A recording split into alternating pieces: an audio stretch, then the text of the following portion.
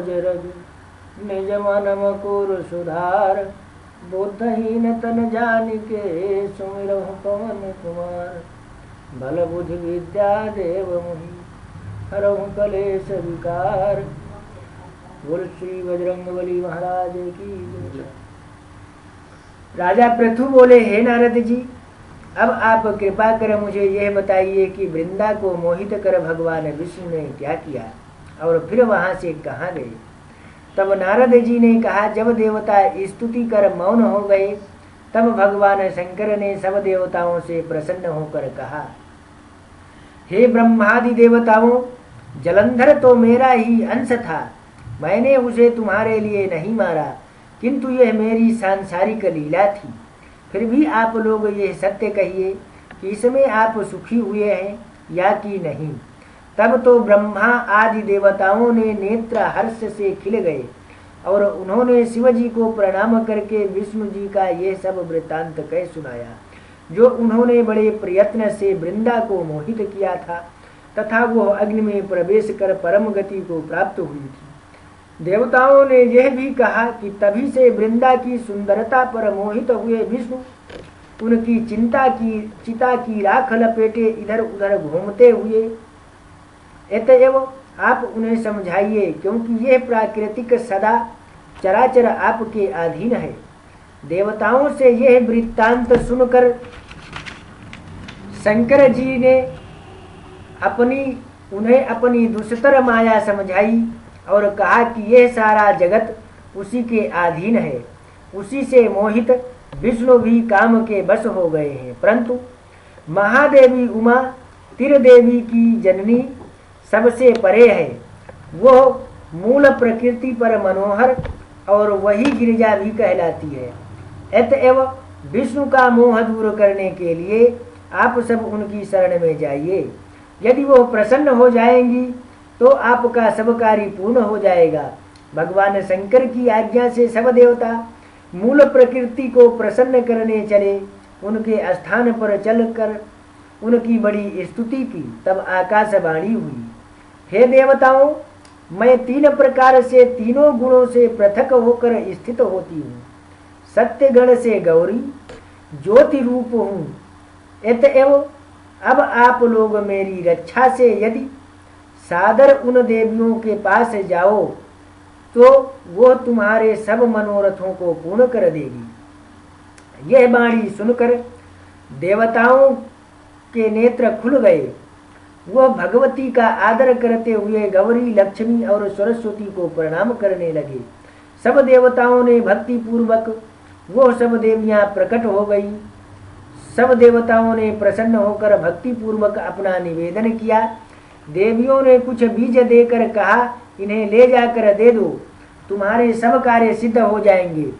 ब्रह्मा आदि देवता उन बीजों को लेकर भगवान विष्णु के पास गए। वृंदा की चिता भूमि में डाल दिया। उससे धात्री, मालती और तुलसी प्रकट हुई। भगवान विष्णु ने जो ही उन स्त्री रूप वाली वनस्पतियों को देखा वह उठ बैठे। कामासक्त चित्त से मोहित हो उनसे याचना करने लगे। धात्री और तुलसी ने उनसे प्रीति की। विष्णु जी सारा दुख भूल कर देवताओं से नमस्कृत होकर अपने लोक में चले गए। अब वह पूर्ववत सुखी होकर भगवान शंकर का स्मरण करने लगे। यह आख्यान शिव जी की भक्ति देने वाला है। अतएव पद्म पुराण के अंतर्गत कार्तिक महात्म कथा का 22वां अध्याय पूरा हुआ। एक बार बोलो प्रेम से विष्णु भगवान की जय। नारद जी ने राजा पृथु से कहा, हे राजन, इसी कारण से उद्यापन में तुलसी की जड़ में भगवान विष्णु की पूजा की जाती है। तुलसी का मूल प्रदेश भगवान विष्णु को प्रसन्न करने वाला है। हे राजन, तुलसी का पौधा जिस घर में विद्यमान है वह घर तीर्थ स्वरूप है और उस घर में यम के दूत कभी नहीं आते। सब पापों को नाश करने वाला, अभीष्ट फल देने वाला है। जो मनुष्य तुलसी का पौधा लगाता है वह यमराज को नहीं देखता। भगवती नर्मदा का दर्शन, गंगा स्नान व तुलसी के पौधे का संसर्ग, यह तीनों एक पुण्य प्रद है। तुलसी का पौधा लगाने से, सींचने से दर्शन से और तुलसी को छूने से कामिक, वाचिक, मानसिक आदि संपूर्ण पाप नष्ट हो जाते हैं। जो प्राणी तुलसी के दल से भगवान शंकर का पूजन करते हैं वह पुनः गर्भ में नहीं जाते, निसंदेह जीवन मुक्त हो जाते हैं। तुलसी के दल में पुष्कर आदि समस्त तीर्थ, गंगा आदि संपूर्ण नदियाँ और विष्णु प्रभृति सब देवता निवास करते हैं। तुलसी के साथ यानी तुलसी के पास जो अपना प्राण विसर्जन करता है वह चाहे कितना बड़ा पापी क्यों ना हो, उसको यमराज नहीं देख सकते। हे राजन, जो लोग तुलसी के कष्ट का चंदन लगाते हैं वो सहज ही मोक्ष को प्राप्त हो जाते हैं। उनके द्वारा किए गए पाप भी उनके शरीर को स्पर्श नहीं कर पाते। हे राजन, जहाँ तुलसी के वन की छाया हो वहाँ पर पितरों के निमित्त दिया हुआ दान सर्वदा के लिए अक्षय होता है। हे राजन, आंवले के वृक्ष की छाया में जो प्राणी पिंडदान करते हैं उनके पितर यदि नरक की यातना भी भोग रहे हो तो भी मुक्त हो जाते हैं। सिर, हाथ, मुंह और देह में जो आंवले को धारण करते हैं उनको विष्णु रूप जानना चाहिए। आंवले के फल और तुलसी के दलों को पानी में मिलाकर जो प्राणी स्नान करते हैं उनको गंगा स्नान का फल मिलता है। जो मनुष्य आंवले के पत्तों और फलों से देवताओं का पूजन करते हैं उनको स्वर्ण मणि और मोतियों द्वारा पूजन का फल प्राप्त होता है। कार्तिक मास में सब तीर्थ, ऋषि, देवता और सब यज्ञ जब सूर्य तुला राशि में होता है आंवले के वृक्ष में वास करते हैं। जो मनुष्य द्वादशी तिथि को तुलसी का दल और कार्तिक में आंवले का पत्ता तोड़ता है वह रौख नरक में वास करता है। जो कार्तिक में आंवले की छाया में बैठकर भोजन करता है उसके अंत संसर्ग में सब दोष नष्ट हो जाते हैं। कार्तिक मास में जो आंवले की जड़ में भगवान विष्णु का पूजन करता है उसको श्री विष्णु क्षेत्रों के पूजन का फल प्राप्त होता है। आंवले तथा तुलसी की महत्ता का वर्णन करने में श्री ब्रह्मा जी भी असमर्थ हैं। इसलिए धात्री और तुलसी की जन्म कथा सुनने से मनुष्य अपने वंश सहित मुक्ति को प्राप्त करता है। एक बार प्रेम से बोलो श्री भगवान विष्णु की जय। पद्म पुराण के अंतर्गत कार्तिक महात्मा कथा का 23वां अध्याय पूरा हुआ। राजा पृथु ने देवऋषि श्री नारद जी से पूछा, हे नारद जी, आपने तुलसी के इतिहास वर्त महात्मा के बारे में कहा है, ये सब बताने की कृपा करें कि क्या इस कार्तिक मास में और भी देवताओं का पूजन होता है, यह मुझे समझा कर कहिए। श्री नारद जी बोले, पहले समय पर्वत के निकट करतीपुर में एक धर्मात्मा ब्राह्मण धर्मदत्त नामक रहता था। वो भगवान विष्णु के सब व्रत करता था और आठों पहर उनकी भक्ति में तल्लीन रहता था। एक दिन कार्तिक मास में वो एक पहर रात शेष रहने पर जागरण के लिए भगवान विष्णु के मंदिर में गया। वह हर प्रकार की सामग्री लेकर पूजा करने के लिए जा रहा था कि उसने मार्ग में एक बड़ी भयंकर राक्षसी को देखा, जिसके की बड़े बड़े दांत थे, लपलपाती हुई जीभ थी, बड़े बड़े लाल लाल 2 नेत्र थे, जिसका शरीर नंगा था, मांस रहित था। उस भयंकर राक्षसी को देखकर धर्मदत्त बुरी तरह से कांपने लगा और कुछ उपाय ना देखकर उसने पूजा वाली थाली और जल का लोटा उस राक्षसी पर फेंक दिया, क्योंकि उसने भगवत नाम का जप करते हुए वो सामग्री और जल का लोटा जिसमें कि तुलसी दल पड़ा हुआ था उसको मारा था। उससे उसके जन्म जन्मांतर के पाप नष्ट हो गए और उसे अपना पूर्व जन्म स्मरण हो आया। वह हाथ जोड़कर धर्मदत्त के चरणों पर गिर पड़ी और उससे कहा, हे विप्र, मैं पूर्व जन्म के कर्मों के फल से इस अवस्था को प्राप्त हुई हूँ। नारद जी ने कहा, हे राजन, उसको इस प्रकार प्रणाम करते देखकर अति विस्मित होकर धर्मदत्त ने पूछा, यह तेरी अवस्था किस धर्म के फल से हुई है? तू पूर्व जन्म में कहाँ रहती थी और तेरा कैसा चरित्र था, यह सब कुछ तू मुझे बता। उस राक्षसी ने, जिसका नाम कलहा था, उसने कहा, हे ब्राह्मण, सौराष्ट्र में भिक्षुक नामक एक ब्राह्मण रहता था। मैं उसकी पत्नी थी। मेरा स्वभाव बड़ा ही निष्ठुर था। मैंने अपने पति का कभी भला न चाहा, न कभी उसे अच्छा भोजन और मिठाई ही खाने को दी। मैं प्रतिदिन उससे लड़ती झगड़ती रहती थी। मुझे इस प्रकार की लड़ता देखकर तथा नित्य प्रति की तरह कलह से तंग आकर मेरे पति ने दूसरा विवाह कर लिया। ये सुनकर मेरा पति दूसरा विवाह कर रहा है। मैंने उसके दूसरा विवाह करने से पहले ही विष खाकर आत्महत्या कर ली। मेरी मृत्यु के पश्चात यम के दूत आए और मुझे पकड़कर गदा मारते हुए यम के पास ले गए। यमराज ने मुझे देखकर चित्रगुप्त से पूछा, हे चित्रगुप्त, इसने क्या कर्म किया है? जो भी कर्म इसने किए हैं अब उसको उनका फल भोगना होगा। चित्रगुप्त ने यमराज से कहा, इसने अपने जीवन में कोई भी अच्छा काम नहीं किया है। यह सदा अपने पति को खराब भोजन देकर आप सदा अच्छा भोजन खाती रहती थी, इसलिए यह सब विष्ठा खाने वाली होगी। इसको अब सूकरी जन्म दिया जावे, क्योंकि यह अकेली ही पाक के बर्तन में भोजन करती थी, इसलिए यह अपने बच्चों को खाने वाली बिल्ली हो। इसने चूंकि अपने पति पर क्रोध करके आत्मघात किया है, इसलिए यह प्रेत योनि में जाएगी। अब आप इसे अपने दूतों द्वारा मरु स्थान में भेज दीजिए। वहाँ पर वह बहुत दिनों में रहकर फिर यह पापिन अपनी तीनों योनियों को भोगे। हे विप्र, मैं 500 वर्षों से प्रेत योनि में हूँ और भूख प्यास के कारण नित्य दुखी रहती हूँ। एक दिन भूख से तंग आकर मैं एक वैश्य के शरीर में प्रविष्ट हो गई और उसके शरीर द्वारा मैं कृष्ण और वेणी के संगम पर इस देश में आ पहुंची। मैं उस वैश्य के शरीर में रहती थी कि एक दिन भगवान शंकर व विष्णु भगवान ने मुझको उसके शरीर से बाहर निकाल दिया। फिर मुझे आप दिखाई दिए। आपके लोटे में से तुलसी जल का एक छींटा मेरे ऊपर पड़ा, जिससे कि मेरे सब पाप नष्ट हो गए।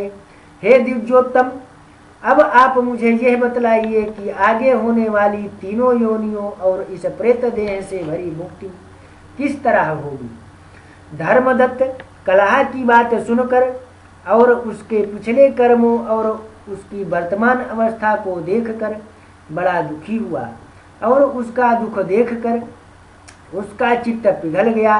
फिर उसने दुखित भाव से कहा, एक बार प्रेम से बोलो श्री विष्णु भगवान की जय। पद्म पुराण के अंतर्गत कार्तिक महात्म कथा का 24वां अध्याय पूरा हुआ। इस प्रकार तीर्थ व्रत और दान के करने से समस्त पाप नष्ट हो जाते हैं, मगर प्रेत योनि में रहने वाले को इसका अधिकार नहीं है।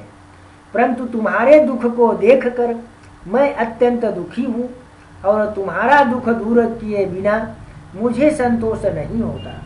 तुम्हारे पाप बड़े भारी हैं, क्योंकि यह तीनों योनियां बहुत बड़े पाप करने वाले को ही प्राप्त होती है और प्रेत योनि तो थोड़े से पुण्य से नष्ट भी हो सकती है, लेकिन मैं तुम्हें इस योनि से अवश्य छुड़वाऊंगा। इसलिए मैंने जो कार्तिक का व्रत किया है उसका आधा पुण्य तुम्हें देता हूँ, क्योंकि यज्ञ दान तीर्थ ये सब निश्चय ही कार्तिक के व्रत के पुण्य के समान नहीं है। नारद जी ने कहा, हे राजन, इतना कहकर धर्मदत्त ने उसको ओम नमो भगवते वासुदेवाय ये 12 अक्षर मंत्र सुनाया और तुलसी का जल उसके ऊपर छिड़का। बस फिर क्या था, क्षण भर में वह प्रेत योनि से छूटकर प्रज्वलित शिखा के समान दिव्य रूप धारण करके लक्ष्मी के समान सुंदर हो गई। तब वह धर्मदत्त को दंडवत प्रणाम करके प्रसन्नता से गदगद होकर बोली, हे ब्राह्मण, आपके आशीर्वाद से मैं इस घोर नरक में छूट गई हूँ। मुझ पाप सागर में डूबती हुई के लिए आप नौका के समान है। नारद जी ने कहा, हे राजन, अभी कलहा इस प्रकार कह रही थी कि वहां पर विष्णुगण एक दीप्तमान विमान लेकर आए। विमान के द्वार पर अप्सराएं और गण बैठे हुए थे। धर्मदत्त ने उन सबको देखकर दंडवत प्रणाम किया। पुण्यशील और सुशील नामक भगवान विष्णु के गणों ने धर्मदत्त को अपने हाथों से ऊपर उठाकर उसका अभिनंदन करके कहा, हे द्विजश्रेष्ठ, आप धन्य हैं, जो कि आप सदा भगवान विष्णु के व्रत कथा और सेवा में लगे रहते हैं। आप सर्वदा दीन दुखियों पर दया करते रहते हैं।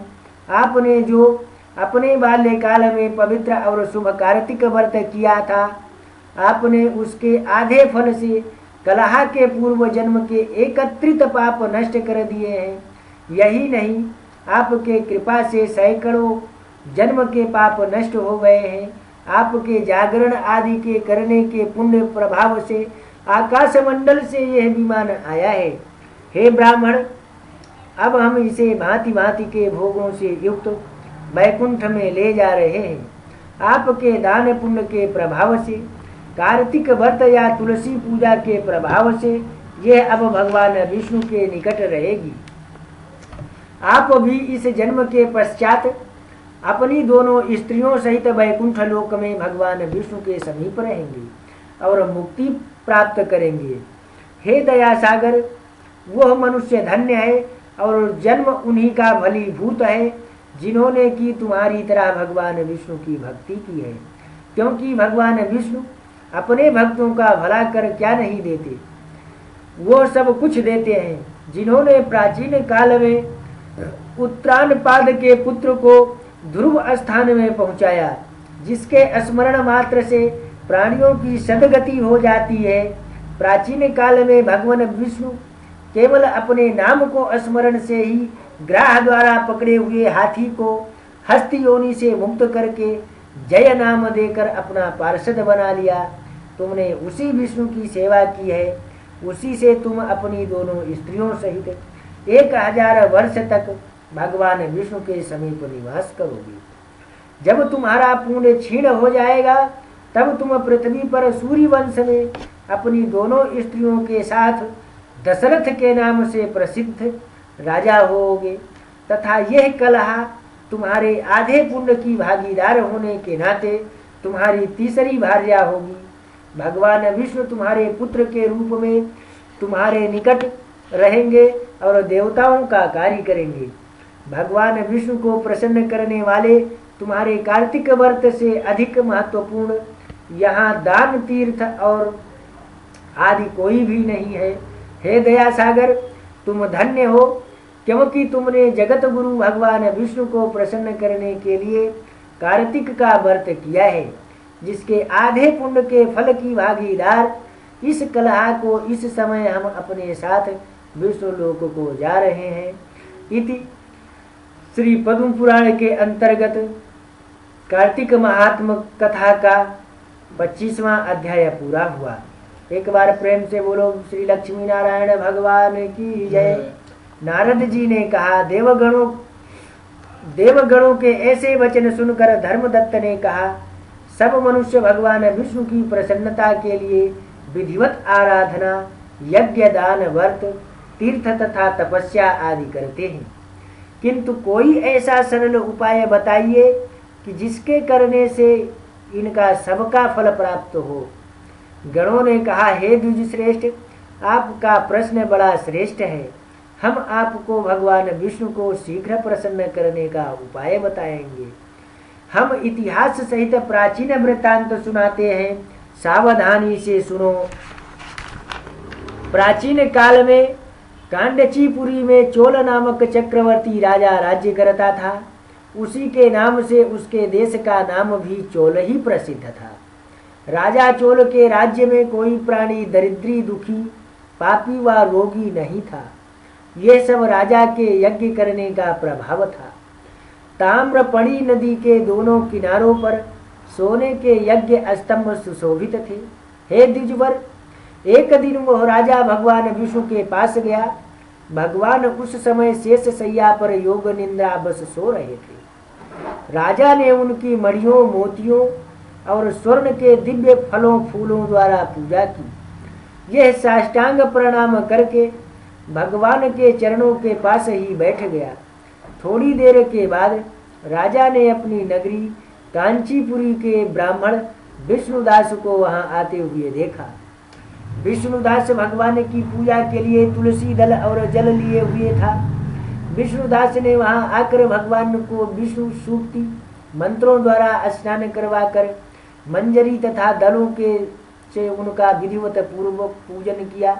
विष्णुदास के चढ़ाए हुए दलों से राजा के चढ़ाए हुए मणि मोती व स्वर्ण के फूल ढक गए। राजा यह देखकर क्रोध से भरकर बोला, ढोंगी मूर्ख, तूने मेरी चढ़ाई हुई मणियों मोतियों व सोने के फूलों को तुलसी दल व अपने सादे फूलों से ढक दिया है। तू बेचारा भला भक्ति करना क्या जाने, क्योंकि तूने मेरे लिए मेरे किए हुए विचित्र श्रृंगार को बिगाड़ दिया है। राजा की बात सुनकर विष्णुदास को भी क्रोध चढ़ आया और वह राजा के गौरव को तुच्छ समझकर कहने लगा, हे राजन, तुम भक्ति करना नहीं जानते, तुमको अपने धन का घमंड है। बताओ, आज से पहले तुमने भगवान के कितने व्रत किए हैं? देवगण ने कहा। ब्राह्मण के ऐसे वचन सुनकर राजा ने घमंड से हंसकर कहा, हे विप्र, भगवान की भक्ति के अभिमान से तू ऐसी बात कह रहा है, तो मैं पूछता हूँ कि तेरे जैसे भिखमंगे ब्राह्मण में भगवान की भक्ति ही कितनी है? क्योंकि तुमने आज तक भगवान की प्रसन्नता के लिए कुछ भी नहीं किया, न तो कोई मंदिर ही बनवाया है, तो तुम भला इस प्रकार की भक्ति का जैसे कि तुम कर रहे हो क्या गर्व कर सकते हो? यहाँ जितने भी ब्राह्मण बैठे हैं, मेरे बात को ध्यान पूर्वक सुने और देखें कि भगवान विष्णु दर्शन मुझे होते हैं या कि उसे। इसके बाद दोनों की यह वार्ता भक्ति के संबंध में आप लोग जान लेंगे। देवगण ने कहा।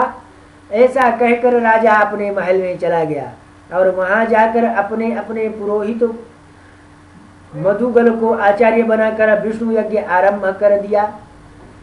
उसने उस यज्ञ में अनेकों ऋषि महर्षियों को बुलवाया, उनको बहुत सा अनाज और नगदी आदि दक्षिणा दी।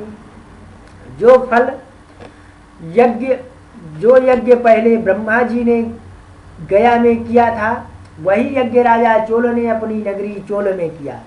विष्णुदास भी अपने मंदिर में ही रहकर भगवान की प्रसन्नता के लिए व्रत करने लगा। उसने माघ तथा कार्तिक मास के व्रत किए, तुलसी के वन की ओर एकादशी के भगवान विष्णु के 12 अक्षर मंत्र का जाप किया।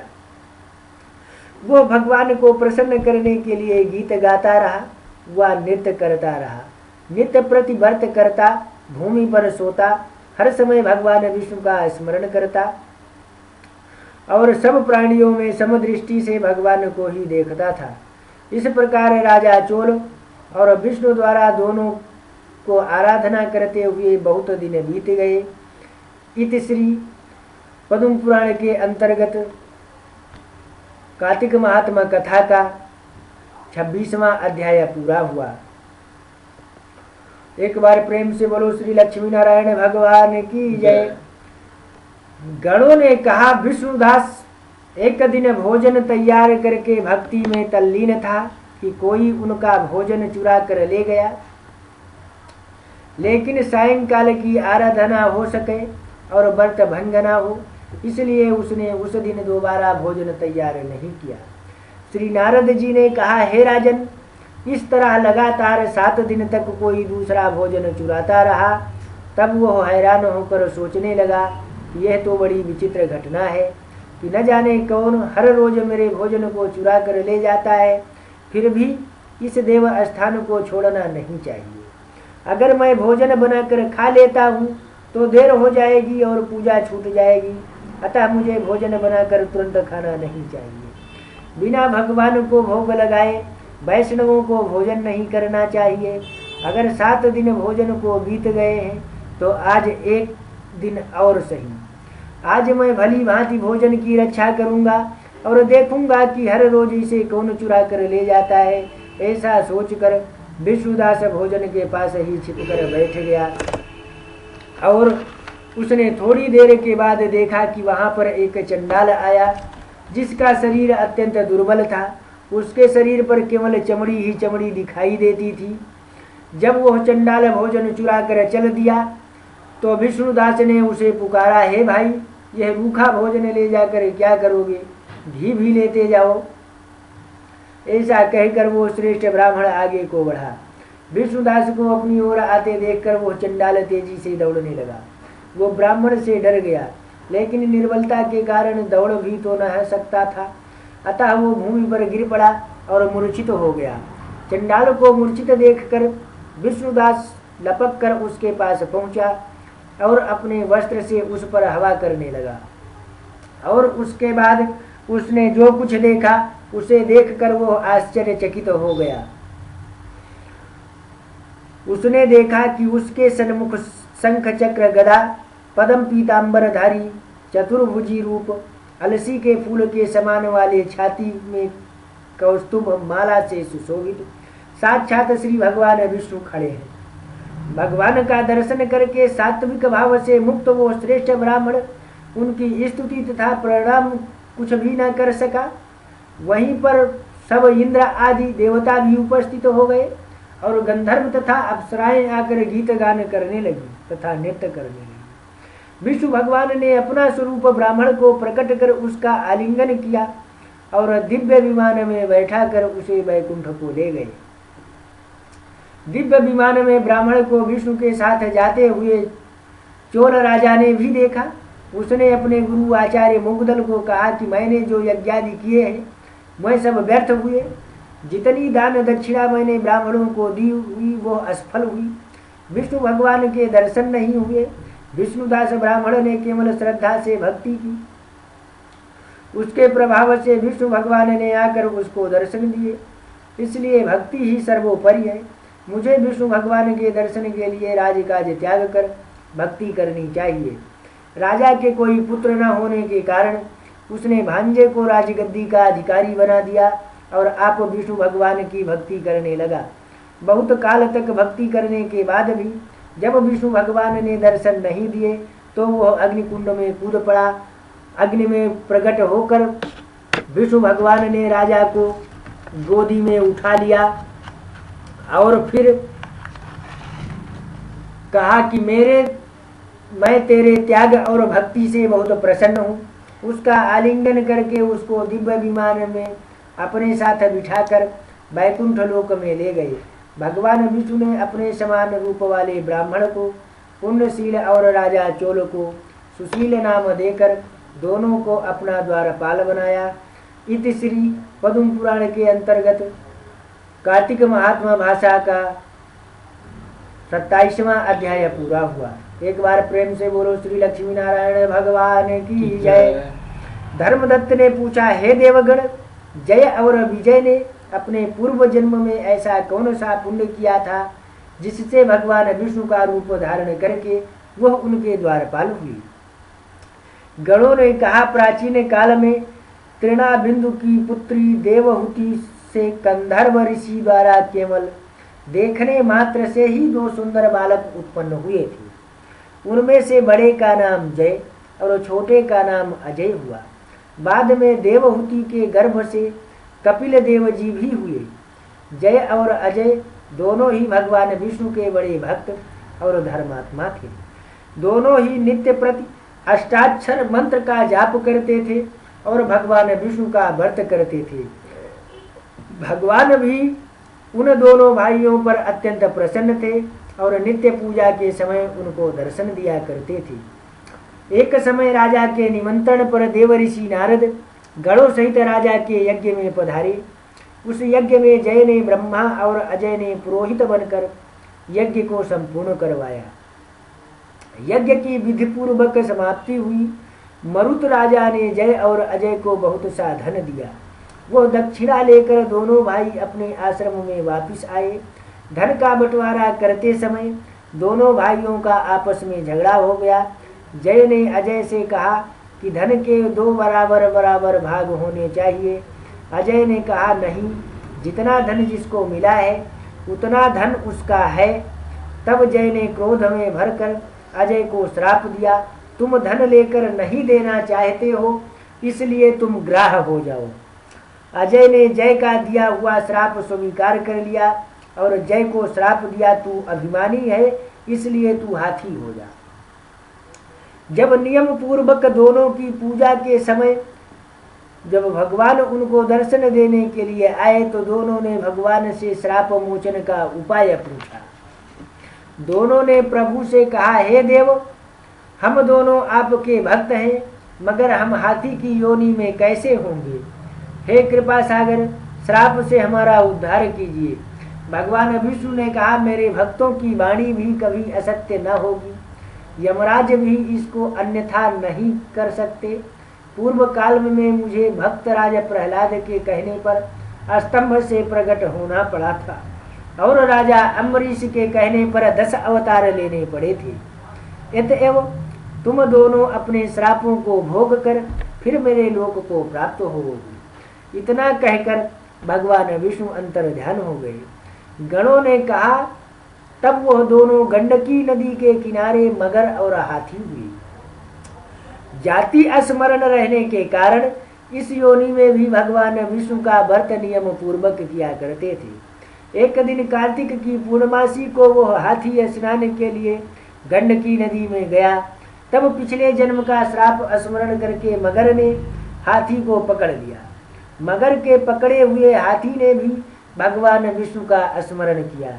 फिर क्या था, तुरंत ही शंख चक्र गदा पद्मधारी भगवान ने अपने सुदर्शन चक्र द्वारा उन दोनों मगर और हाथी का उद्धार किया और उन दोनों को अपने जैसा रूप देकर भगवान उन्हें वैकुंठ ले गए। उसी दिन से उस स्थान का नाम हरि क्षेत्र प्रसिद्ध है। चक्र के आघात से वहाँ के पत्थरों को भी चिन्ह बने हुए हैं।